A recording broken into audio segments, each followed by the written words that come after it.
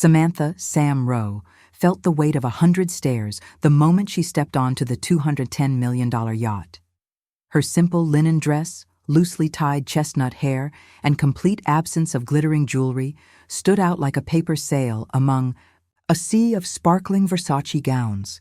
Did the server take a wrong turn? Someone snickered nearby, handing her an empty champagne glass as a cruel joke. "This is a yacht christening for the elite, not a garage sale," another voice murmured, followed by a chorus of muffled laughs. What none of them knew was that the man they had all come to impress, Richard Rowe, the legendary founder of Rowe Maritime Holdings, was her father. Arcturus Island rose out of the Ligurian Sea like a fortress of stone and emerald, its cliffs brushed by turquoise waves. The private marina, hidden behind biometric gates and velvet ropes, was a stronghold for the world's wealthiest. At the heart of it floated the Astra Sovereign, a gleaming titan of titanium and teak, 300 feet of pure luxury, a monument to Rowe Maritime's dominance over the seas. Today, the guest list was a parade of the global elite. CEOs of banking empires who arrived via private jets, luxury brand moguls flaunting rare PC Philippe watches, and even Grace Wallace, the heiress whose American dynasty dripped with old money and diamonds. The dress code was rigid, haute couture only. Pearl-encrusted gowns, silk cravat suits, and Cartier jewels heavy enough to anchor a small boat. Among this ocean of wealth, Sam looked like an outcast. Her flats, hand-stitched by a local artisan from the Amalfi Coast, tapped lightly against the polished wood of the marina. Her bronze skin, kissed by years of sun and sea during marine expeditions, glowed naturally, untouched by makeup or cosmetic polish. At 29, Sam's beauty was earthy, her hazel eyes sharp as coral, her presence quiet yet unmistakable. She had spent years away from this world, rejecting the empire her father built, choosing instead a life of marine research, mapping ocean currents, off the coast of Iceland, restoring coral reefs with the UN. Her heart had been molded by tides, not trust funds.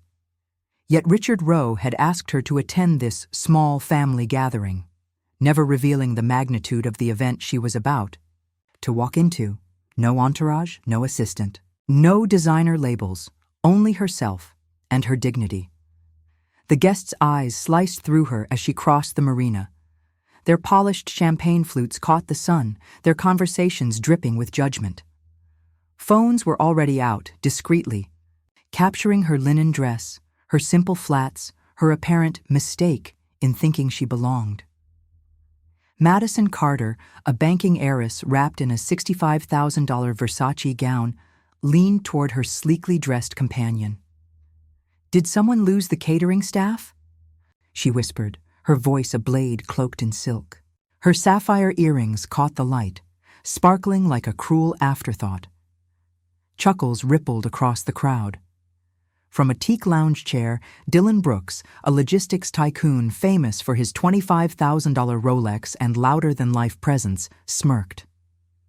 "That dress looks like it was meant to wipe the deck," he said loudly, igniting laughter from his entourage. Sam's fingers brushed the simple sea-hemp tie holding her hair back, her face serene, but the air around her vibrated with contempt. From a quiet corner of the world, far away, Sam's mother watched via a private live stream.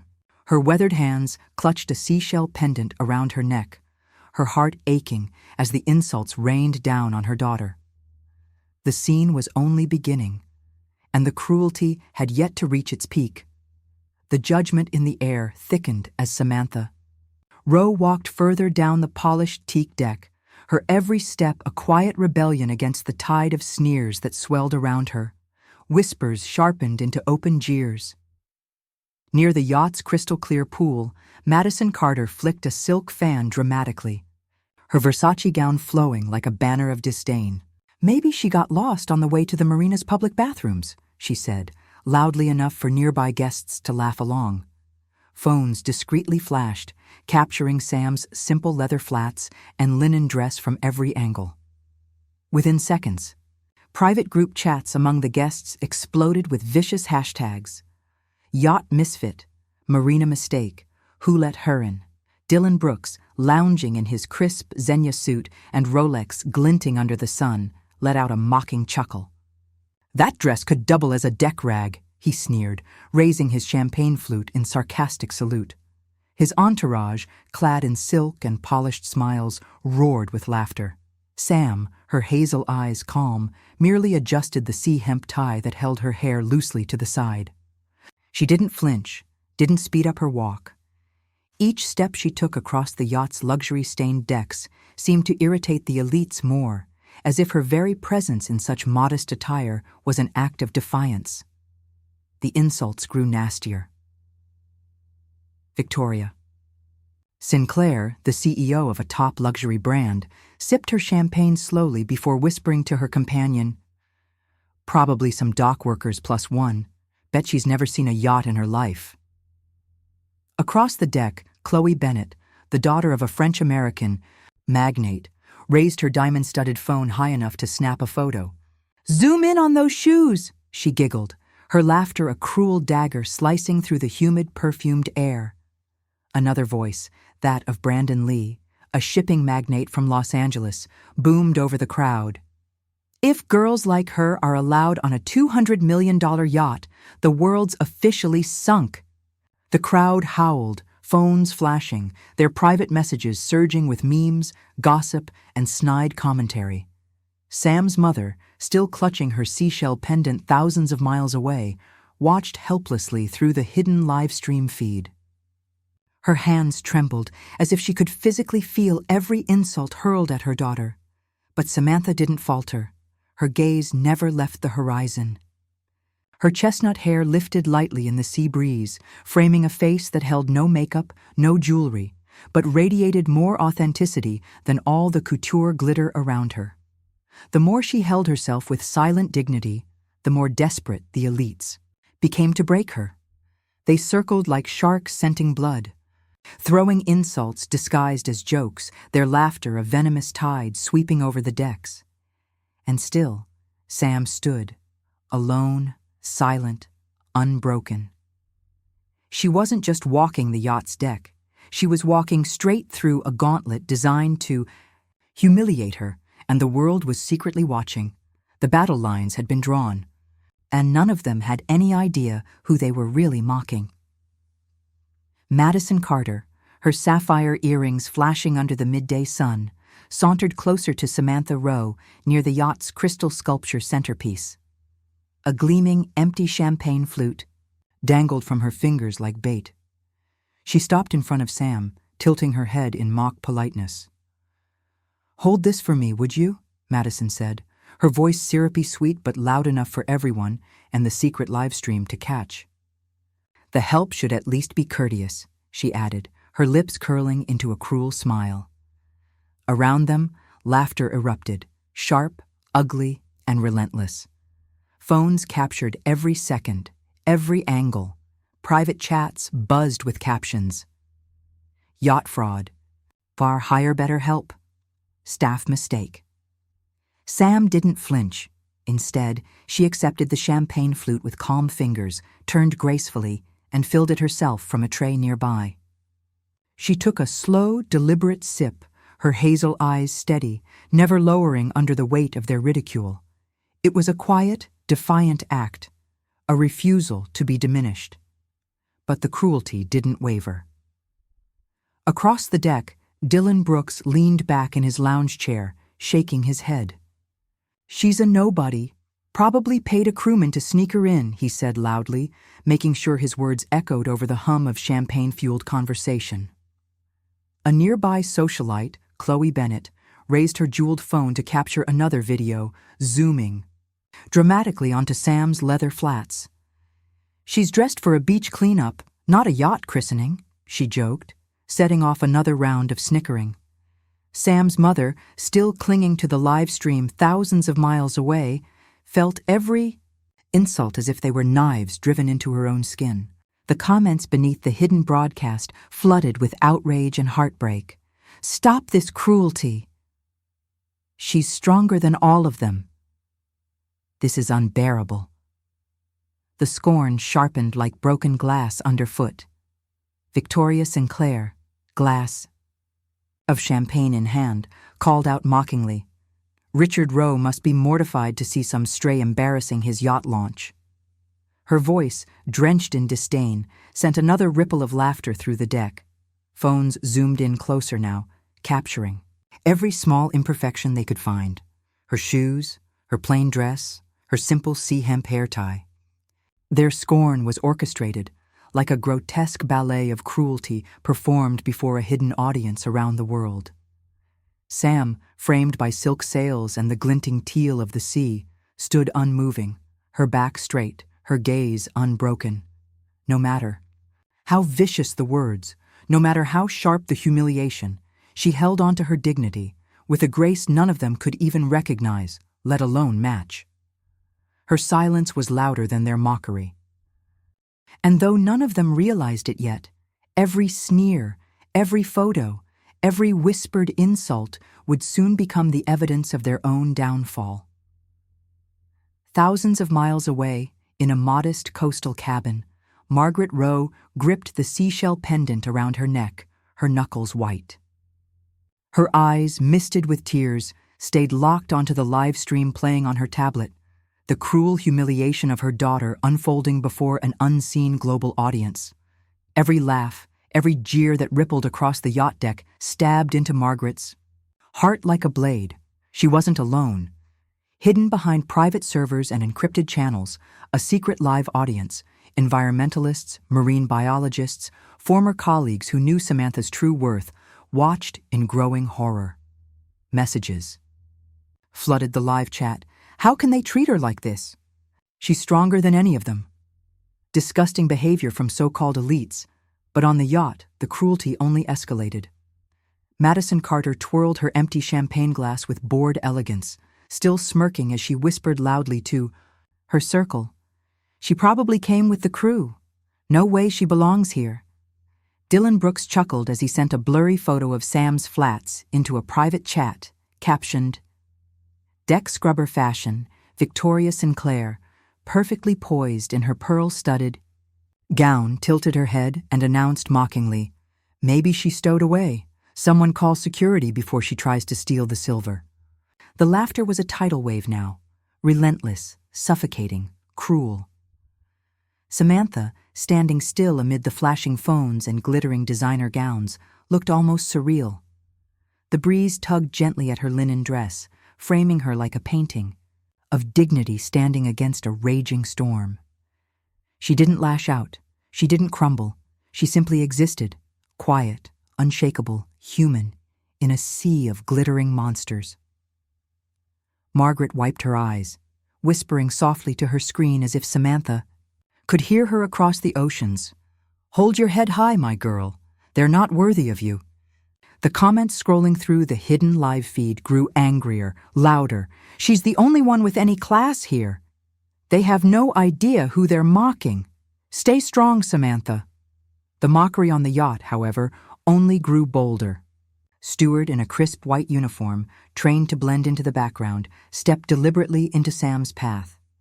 His voice, low but sharp enough for nearby guests and the live stream to catch, dripped with condescension. "Miss, the technician's dock is that way," he said, gesturing dismissively toward the far end of the marina. The elite guests around him burst into fresh giggles, their polished nails tapping against their champagne flutes. Sam's hand brushed the sea hemp tie in her hair, her face serene, even as their mockery closed in like a noose. Margaret's heart twisted, watching her daughter stand so alone, enduring a humiliation no human being deserved, especially not someone who had spent her life healing oceans the world had forgotten.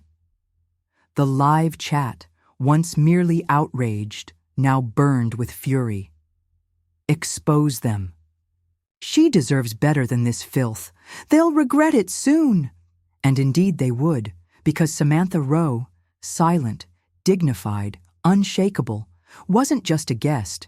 She was the storm gathering quietly beneath the calm surface of the Ligurian Sea, and soon it would break. The air around the Astra Sovereign shifted, an electric stillness blanketing the deck as the ceremony's host stepped forward. A silver-haired man in a tailored navy Xenia suit, his face sharp with the authority that came from decades among the world's most powerful, raised a hand. Hidden speakers embedded along the yacht's golden railings carried his voice across the sea of glittering guests. "Ladies and gentlemen," he said, his voice smooth yet commanding, "please welcome the official representative of the yacht's ownership, the one honored to christen the Astra Sovereign, Dr. Samantha Rowe." Silence detonated across the deck. Champagne flutes froze mid-air. Laughter died in throats still curled into mocking smirks. Madison Carter's sapphire tiara slipped sideways on her perfectly styled hair. Dylan Brooks lowered his Rolex-adorned wrist as if time itself had stopped. Victoria Sinclair, who had just moments ago whispered insults, clutched the silk of her gown as though it might shield her from the growing horror. The audience watching through the live stream exploded. Doctor Who? That's her? Poetic justice. For a heartbeat, no one moved. Then, slowly, Samantha stepped forward. The white linen of her dress seemed to catch and magnify the sunlight, casting her in a halo of purity that no jewel-encrusted guest could rival. Her hazel eyes, calm and unwavering, swept across the stunned crowd, meeting every face that had ridiculed her, every camera that had zoomed in on her supposed flaws. Her mother, Margaret Rowe, sobbed openly into her hands, pride and heartbreak, bursting inside her chest as she watched her daughter's truth set the world ablaze. Whispers buzzed like a hornet's nest. Isn't she the one who... Wasn't she expelled from some scholarship? No, she refused the award to save endangered ocean currents. I heard she led a UN mission in the Mariana Trench. Truths that had once been twisted into weapons against her now returned like banners of triumph. Sam moved toward the yacht's bow, where a ceremonial champagne bottle wrapped in gold foil waited. The Astra Sovereign's titanium hull gleamed behind her, a titan she was about to christen, not as a fraud, not as an intruder, but as the rightful heir to an empire. She lifted the bottle, her hands steady, her steps sure. In a single powerful motion, she smashed it against the gleaming hull. The champagne erupted into a frothy cascade, sparkling like fireworks in the sunlight. Her voice, soft but clear, carried over the hushed crowd.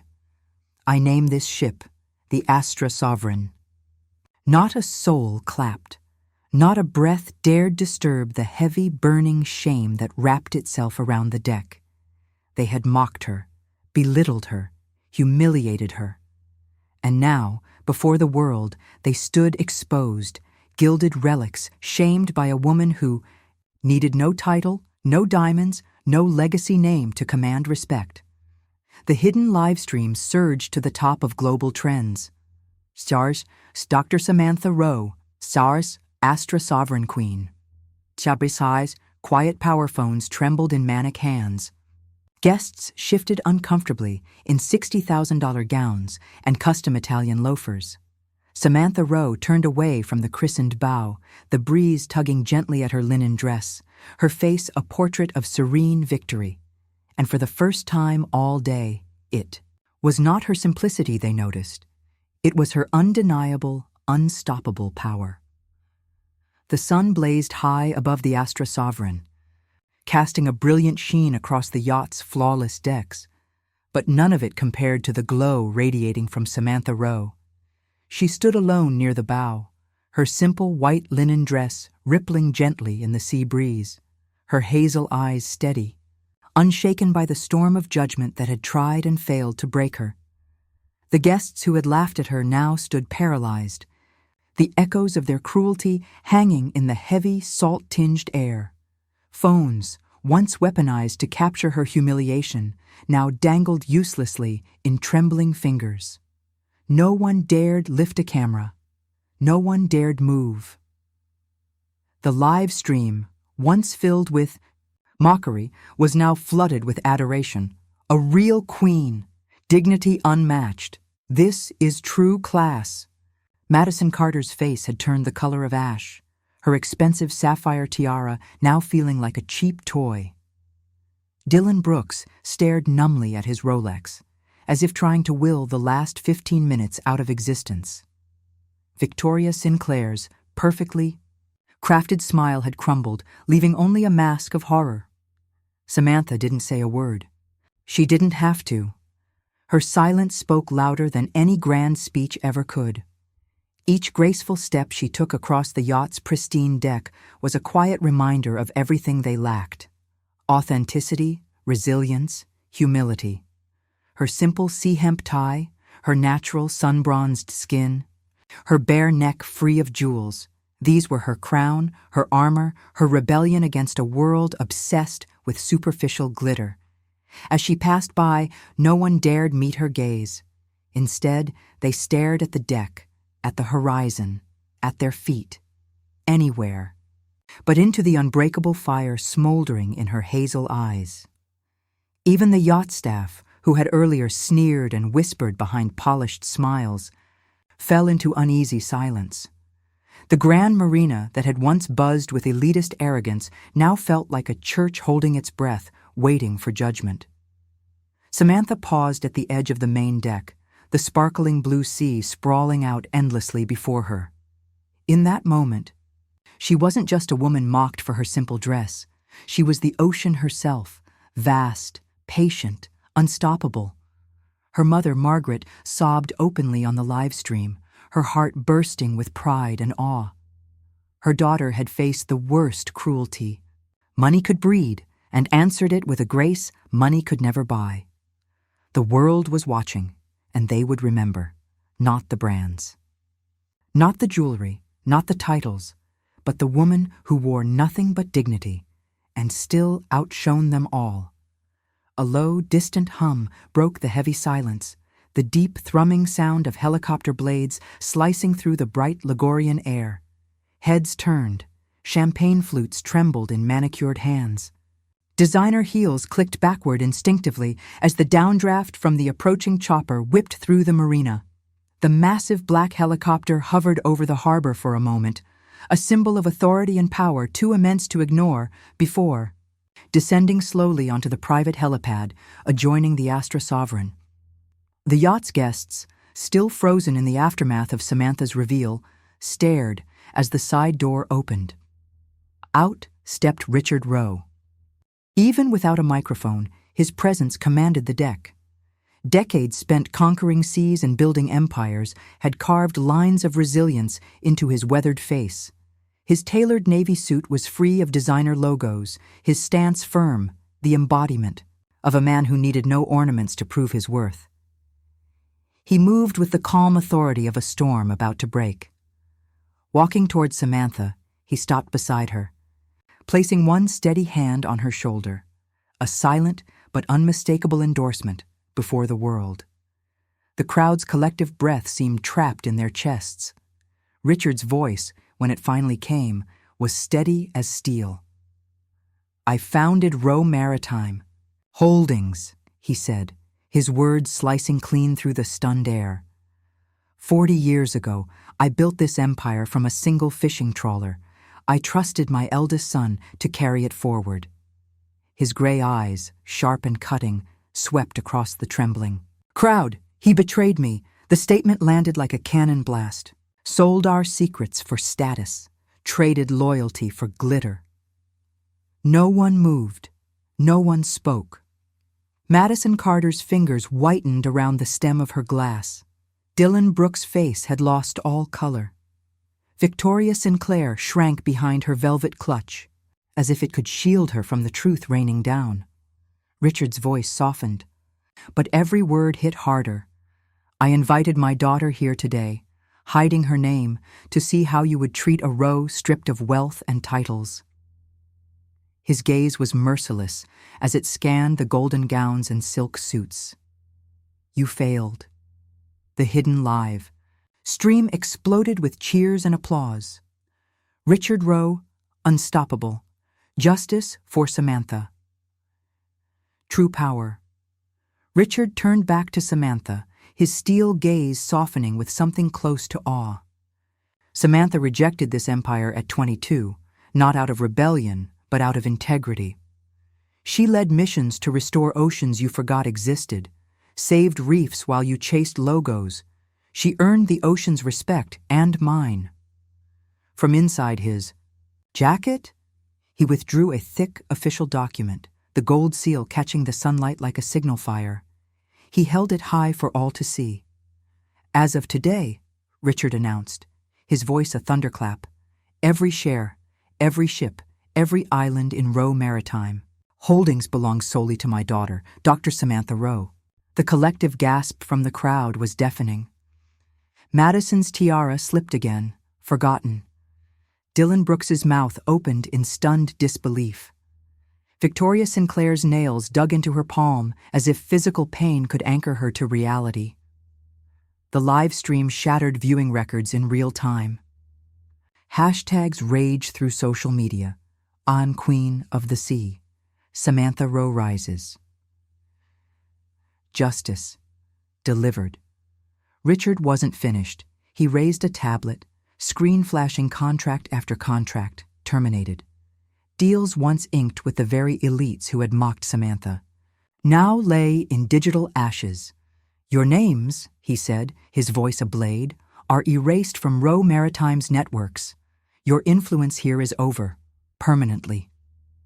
He locked eyes with Madison Carter. You didn't just lose a deal, you lost your future. The crowd's gasps rolled like thunder across the marina.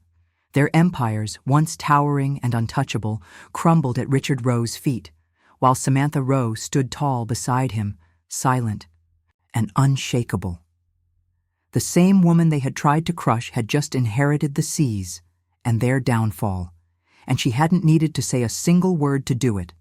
The fallout was instant and brutal. Madison Carter barely made it off the main deck. Before her mother, the iron-willed matriarch of the Carter banking empire, seized her by the arm and dragged her into a side cabin. A sharp, unmistakable slap echoed through the yacht's marble halls, a single crisp note of public disgrace. Outside, word of the Carter family's collapse spread like wildfire. Their $3 billion banking deal with Rowe Maritime Holdings canceled. Their reputation? Tarnished beyond repair. Dylan Brooks, who just hours earlier lounged like a king, now sat slumped against the railing, his face pale. His lucrative logistics contracts evaporated in minutes, his corporate partners pulling out as soon as Richard Rowe's announcement hit the news feeds. No one wanted to be associated with a man foolish enough to mock the new Queen of the Seas. Victoria Sinclair fared no better. Her luxury brand, once the darling of billionaires and royalty, faced an immediate vicious global boycott. Hashtags flooded social media. Boycott Sinclair Luxury. Mocked Samantha Rowe. Arrogance falls, her board of directors, desperate to salvage. The sinking ship, voted behind closed doors to strip her of her CEO title by the end of the week. The staff who had joined in the mockery were next. The steward who had mocked Samantha about the technician's dock was escorted off the yacht. Within minutes, his badge yanked from his uniform. Security didn't even allow him to gather his belongings. By sunset, his career in elite hospitality was over, erased as thoroughly as the sneers he had thrown at the wrong woman. The high society influencers, those who had smirked, laughed, and snapped cruel photos, tried to slink away, but it was too late. Their faces were already plastered across the world's screens, captioned with brutal clarity. Mocked Samantha Rowe at Astra Sovereign launch. Their glittering social media empires crumbled overnight. Endorsement deals pulled, invitations revoked. Public shame infinite. Phones buzzed madly on the yacht, not with new opportunities, but with panic. Agents screamed through calls, PR. Managers sent desperate apologies. Brands raced to distance themselves from the sinking reputations, and at the center of it all stood Samantha Rowe, unbothered, unbowed. Her white linen dress billowed gently in the breeze, a stark contrast to the crumbling empires littered around her feet. She hadn't raised her voice, She hadn't fought back with anger. She hadn't needed to. The truth, her truth, had burned through the lies and arrogance like wildfire through dry brush. Margaret Rowe, still watching from her modest coastal cabin, pressed a trembling hand to her lips, tears streaming freely down her face. Her daughter had stood alone against the elite, and without ever lowering herself to their level, she had triumphed. Across the marina, the once proud guests scrambled like rats abandoning a sinking ship. Their designer gowns, their private jets, their polished smiles, all useless against the tidal wave Samantha had unleashed simply by being herself. The live stream's comments flooded faster than any trending event had ever seen. Justice for Sam. Elite fall. Dignity wins as. The chaos unfolded around her. Samantha turned to look at her father, Richard Rowe, who stood tall beside her. A small, knowing smile played at the corner of his lips. They had not just christened a yacht that day. They had christened a new legacy, one built not on glitter, but on truth. And the world had witnessed it all. The sun dipped low on the horizon, painting the Ligurian sky in strokes of fiery gold and crimson. Samantha Rowe stood at the edge of the yacht's deck, her simple white linen dress glowing in the soft dying light. She wore no crown, no glittering diamonds, only the quiet armor of dignity that no money could ever buy. Around her, the once mighty elite had crumbled into chaos. Madison Carter stumbled along the marble walkway, her sapphire tiara askew, her family's banking empire disintegrating faster than she could comprehend. Dylan Brooks argued futilely into his phone, his logistics empire slipping from his fingers like sand. Victoria Sinclair, her face pale and drawn, fled the scene with her PR team scrambling in her wake, their luxury brand sinking under the weight of public disgrace. The marina staff who had mocked Samantha were let out, their badges confiscated, their careers shattered under the crushing blow of Richard Rowe's wrath. The crowd that had once laughed at Samantha now couldn't even meet her gaze. They turned away, hiding their faces, their shame heavier than the jewels they had so proudly flaunted just hours before. And still, Samantha said nothing. She didn't gloat. She didn't revel in their downfall. She simply stood, tall, calm, unbreakable. The live stream's comments flooded in waves across the globe. True Queen Ash silent power. Samantha Rowe triumphs. Every image captured that day, every cruel smirk, every mocking glance, now served only as evidence of their downfall and her rise. With a small, graceful nod to her father, Samantha stepped toward the auxiliary boat waiting at the dock. Richard Rowe matched her stride, his presence a quiet wall of strength beside her. There were no bodyguards, no security detail, no need. Respect, true respect, built its own kind of shield. The yacht's crew, once dismissive, now bowed their heads in silent reverence as Samantha passed. The very waves seemed to bow, lapping softly against the dock as if honoring the woman who had faced the world's cruelty and conquered it with grace. Guests scattered before her path like leaves before a rising tide. Their sapphire-studded invitations, once priceless, now littered the ground, trampled relics of a day they would spend their lives trying to forget. Samantha stepped onto the small boat, her leather flats silent against the polished wood. She took one final look back at the gleaming Astra Sovereign, her hair lifting in the soft evening breeze. Behind her, the most powerful people in the world were left pleading, scrambling, desperate to salvage what little influence they had left. But Samantha? She needed none of it.